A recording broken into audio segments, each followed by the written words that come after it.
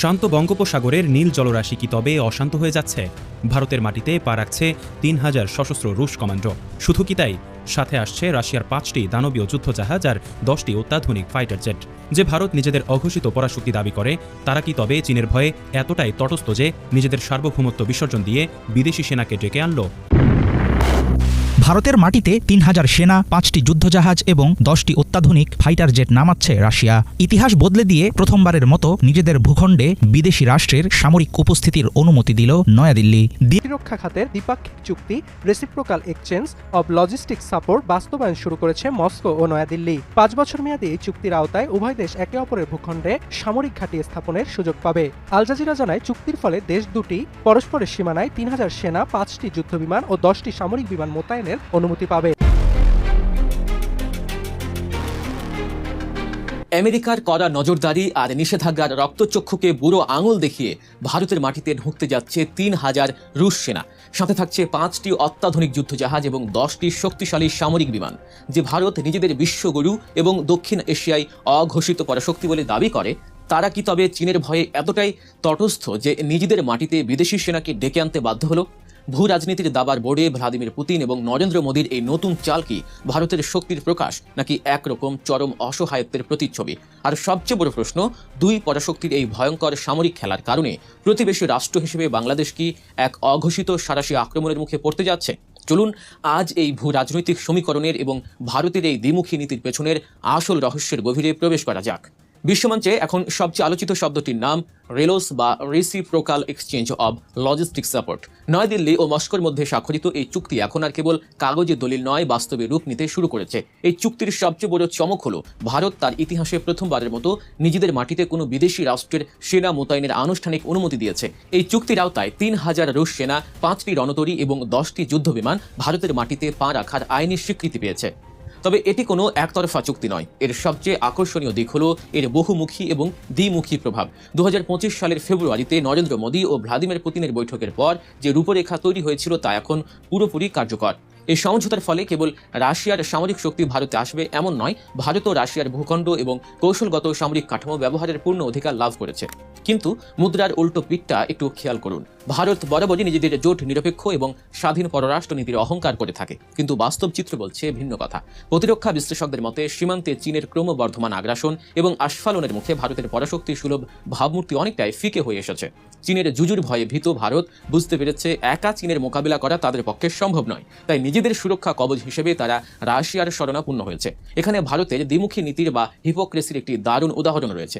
ভারতের সাথে আমেরিকারও একটি লজিস্টিক চুক্তি রয়েছে যার নাম লোমোয়া, কিন্তু আমেরিকার সাথে সেই চুক্তিতে সরাসরি সেনা মোতায়েনের কোনো বিধান ভারত রাখেনি। অথচ রাশিয়ার বেলায় ঠিকই নিজেদের ঘরের দরজা খুলে দিল তারা। কেন?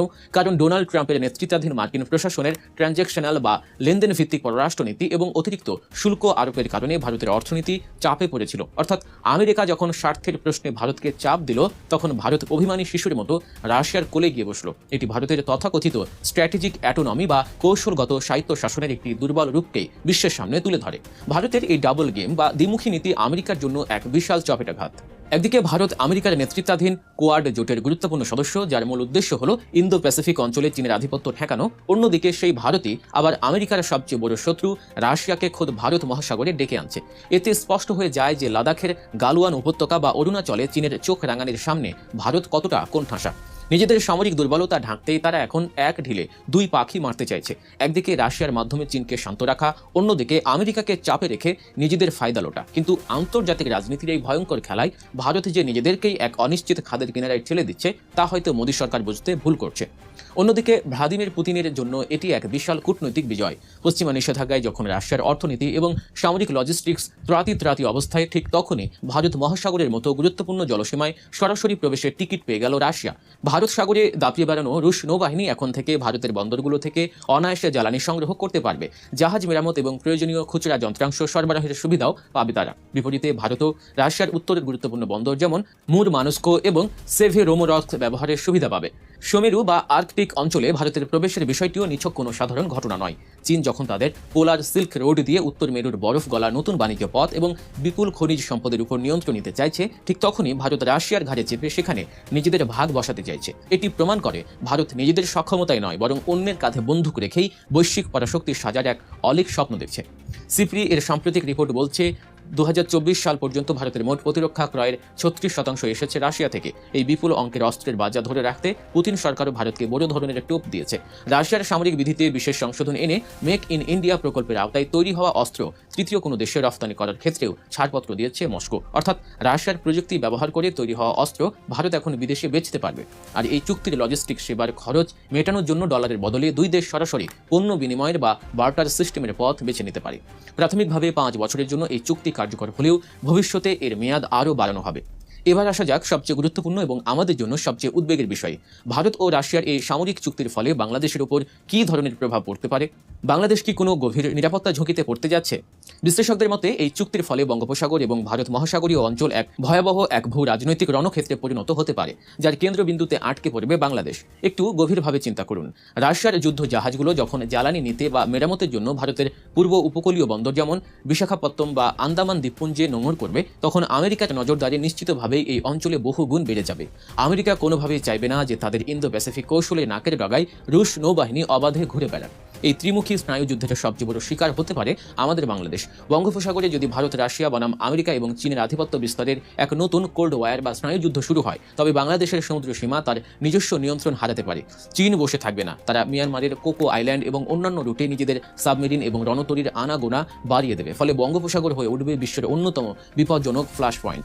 বাংলাদেশের অর্থনীতি মূলত তৈরি পোশাক রপ্তানি এবং আমদানি নির্ভর, যার পুরোটাই চলে সমুদ্রপথে। পরাশক্তিগুলোর এই পেশিশক্তি প্রদর্শনের কারণে যদি এই অঞ্চলে কোনো ব্লকের বা সামুদ্রিক অবরোধের পরিস্থিতি সৃষ্টি হয়, তবে বাংলাদেশের অর্থনীতি মুহূর্তের মধ্যেই মুখ থুবড়ে পড়বে। তাছাড়া রোহিঙ্গা সংকট সমাধানের ক্ষেত্রেও এই মেরুকরণ এক বিশাল বাধা হয়ে দাঁড়াবে, কারণ পরাশক্তিগুলো তখন নিজেদের স্বার্থ ছাড়া এই অঞ্চলের কোনো সংকটে মনোযোগই দেবে না।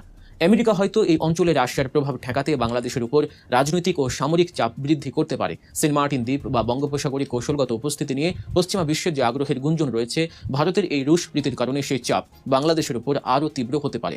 ভারত তাদের নিজেদের স্বার্থে রাশিয়ার সাথে হাত মিলিয়েছে, কিন্তু এর খেসারত দিতে হতে পারে বাংলাদেশকে। তাছাড়া ভারতের মাটিতে 3000 রুশ সেনা এবং সামরিক সরঞ্জামের উপস্থিতি দক্ষিণ এশিয়ার ক্ষমতার ভারসাম্যকে পুরোপুরি পাল্টে দেবে। ভারত যদি এই সামরিক শক্তি ব্যবহার করে প্রতিবেশী দেশগুলোর উপর মনস্তাত্ত্বিক বা পরোক্ষ চাপ সৃষ্টি করার চেষ্টা করে, তবে বাংলাদেশের মতো দেশগুলোর জন্য স্বাধীন ও ভারসাম্যপূর্ণ পররাষ্ট্রনীতি বজায় রাখা প্রায় অসম্ভব হয়ে দাঁড়াবে। সবার সাথে বন্ধুত্ব, কারো সাথে বৈরিতা নয়। বাংলাদেশের এই চিরাচরিত নীতি আগামী দিনগুলোতে চরম পরীক্ষার সম্মুখীন হতে যাচ্ছে। ভারত নিজেদের পরাশক্তি প্রমাণ করতে গিয়ে এই অঞ্চলে যে বারুদের স্তূপ তৈরি করছে, তার একটি ছোট স্ফুলিঙ্গ যদি ছিটকে আসে, তবে বাংলাদেশের জন্য তা সামলানো হবে এক বিশাল চ্যালেঞ্জ।